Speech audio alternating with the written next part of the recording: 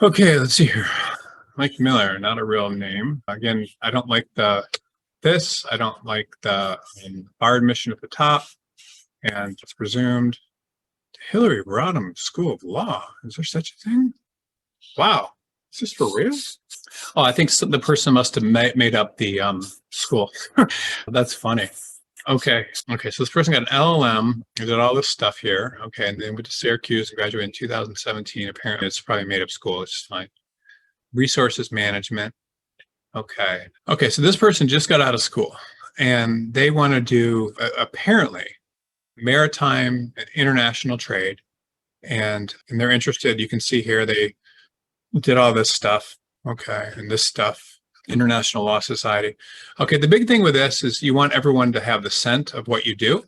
You graduated from law school and then did you work in 2017? So you went and you were a professor at Holy Spirit University in Beirut, Lebanon. Okay, so I don't know what's going on there. Oh, and then for security law and policy. Okay, so this person wants to be an international, it looks to me like do something to do with commercial or international trade and that sort of thing. So you need to really make sure that everything on this resume points to your interest in international trade. And so what that means is you want to make sure, that you don't do anything to throw people off the scent of that. And so what I don't like here is you're a U.S. educated attorney, and it looks like you went to Alaska, then you got this stuff in natural resources, and now you're doing, and then you went to Syracuse and you're doing all this stuff. So this is a resume, by the way, of someone that, in my opinion, you look, and this isn't a negative thing because obviously, but you look very academic and interesting and like you have a lot of stuff to talk about and you've done a lot of international travel, but you have to look at it from the employer's point of view. And they're just going to be a little nervous because they don't have anything to show that you would be a law firm or an in-house company, anything to show that you would have any type of staying power in a law firm. And that's what scares me a little bit because I see all these, and I think you must have made up these universities because you don't want anybody to know who you are, which is fine. But it looks like you're really international trade or marine, type related stuff. So you need to, there's so much going on here that I don't know that I can really clean this up. I don't know what a commercial maritime law mooting competition is, but this is, you just need to clean up a lot of the stuff. I don't think you want to do this. You're obviously very interested in this stuff. I don't like these things. I don't know if when we converted this to add of this. The thing is that you have to understand too is law firms do not like academics. And I'm not making that as an insult or anything, but they want people that can be pointed in one direction and will march like a soldier.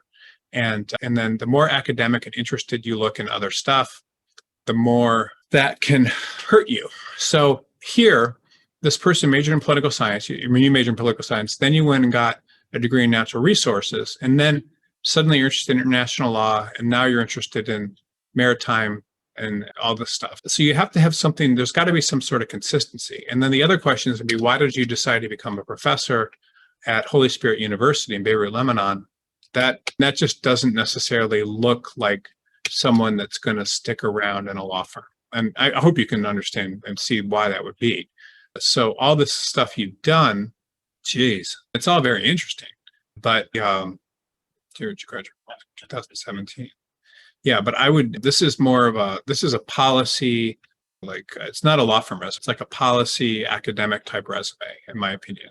And it needs to be, every resume needs to have a focus, depending on what type of job you want. And then there are fisheries, technician, migrant importations. Yeah, so you're just doing a lot of things. And it all looks very interesting. I wish I had such an interesting experience as this person has had. But if you want to get a job, you're going to need to have something that looks consistent and follows a certain type of path. You'd almost, and I hate to say this, hate to do this, but you really would be almost better off taking all of this stuff off and trying to take whatever your experience has been, trying to take this experience and make it look like you're interested in doing international shipping or international trade or whatever that is. That's what you want to do. Or if you want to do environmental, and then you're going to have to you're going to have to focus your experience around that specifically. So it looks like you can be very good at that.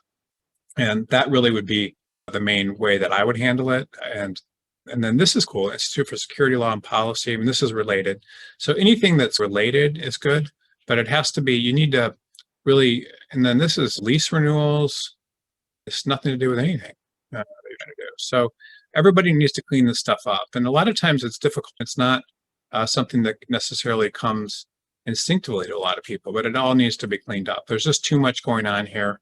And there's nothing wrong with the Holy Spirit, of course, but you're almost better off just making this assistant professor. This is, I don't know, how long did you do that for? 2 years? Jeez. 2017. So you did that right out of school. Yeah, faculty assistant. I don't know. It's just, this has to be cleaned up, and it has to look like there's direction in terms of what's going on.